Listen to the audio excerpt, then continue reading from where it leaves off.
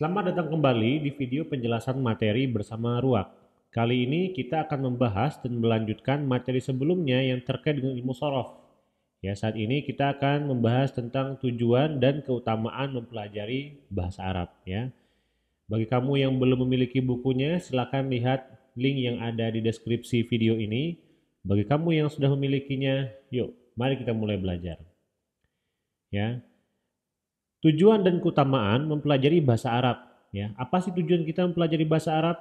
Ya, dulu mungkin banyak yang berasumsi bahwa bahasa Arab itu adalah bahasa miliknya kaum santri saja. Ya, jadi bahasa Arab itu dinikmati dan dipelajari oleh mereka yang duduk, misalkan di santren, ya, atau di sekolah-sekolah ma'had, ya, seperti itu ya. Nah, namun sekarang berbeda ya. Hari ini semakin banyak kaum muslimin yang semakin menyadari bahwa mempelajari ilmu bahasa Arab itu sangat penting ya. Kenapa misalkan bahasa Inggris ada yang S1, S2, S3 sampai selesai dikejar semuanya bahasa Inggris ya. Kenapa bahasa Arab tidak? Nah, itu yang menjadi motivasi kenapa saat ini banyak orang-orang yang non pesantren itu banyak yang mempelajari bahasa Arab. Nah, apa sih tujuannya kita mempelajari bahasa Arab ya? Tujuannya tentu banyak, kembali ke diri kita masing-masing ya. Di antaranya bisa untuk menjaga lidah dari kesalahan ketika mengucapkan bahasa Arab ya. Kemudian juga bisa membantu memahami Al-Qur'an dan hadis ya. Kan sayang sekali misalkan kita sudah sholat sekian puluh tahun ya. Tapi misalkan arti Bismillahirrahmanirrahim kita masih belum paham ya. Sayang sekali ya. Selain itu, tujuan utama mempelajari bahasa Arab ya adalah untuk memahami bacaan sholat ya, kayak tadi bacaan Al-Fatihah ya, Allahu Akbar sampai akhir Assalamualaikum. Ya, kan sayang kalau kita udah sekian tahun sholat tapi belum terlalu paham bahasa Arab. Nah, makanya sangat banyak kaum muslimin sekarang yang mempelajari bahasa Arab. Nah, ya jadi tidak hanya untuk santri saja ya, ilmu ini pun bisa dinikmati oleh siapa saja ya, asalkan dipelajari dengan sungguh-sungguh.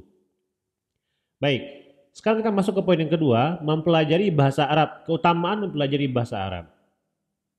Segala sesuatu yang terkait dengan Al-Quran pasti akan menjadi paling baik. Ya, Allah menurunkan Al-Quran kepada Nabi Muhammad Sallallahu Alaihi Wasallam. Ya, beliau menjadi orang yang paling mulia, manusia yang paling mulia. Ya, tadi konsep dasarnya segala hal yang terkait dengan Al-Quran itu akan menjadi sesuatu yang paling mulia. Kita misalkan, kita pengen memberikan hadiah ke orang yang kita sayangi, ya, ke anak misalkan, ke orang tua, pasti dengan segala keterbatasan kita, kita akan memberikan sesuatu yang paling baik sesuai dengan kemampuan kita. Ya, Allah, ya, dengan tidak terbatasnya kemampuan Allah, bayangkan ya, Allah pasti memiliki hal yang bisa diberikan kepada manusia yang akan dijadikan nanti sebagai hidayah hingga akhir zaman. Ya, kita terbatas, kita berikan sesuai dengan yang kita mampu.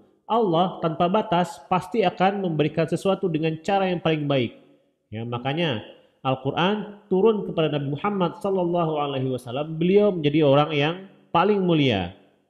Al-Quran diturunkan dengan perantaraan malaikat Jibril. Malaikat Jibril menjadi malaikat yang paling mulia. Al-Quran turun pada malam Lailatul Qadar, ya. Malam itu pun juga disebut dengan malam yang paling mulia. Al-Quran turun pada bulan Ramadan, ya, maka bulan tersebut juga menjadi bulan paling mulia.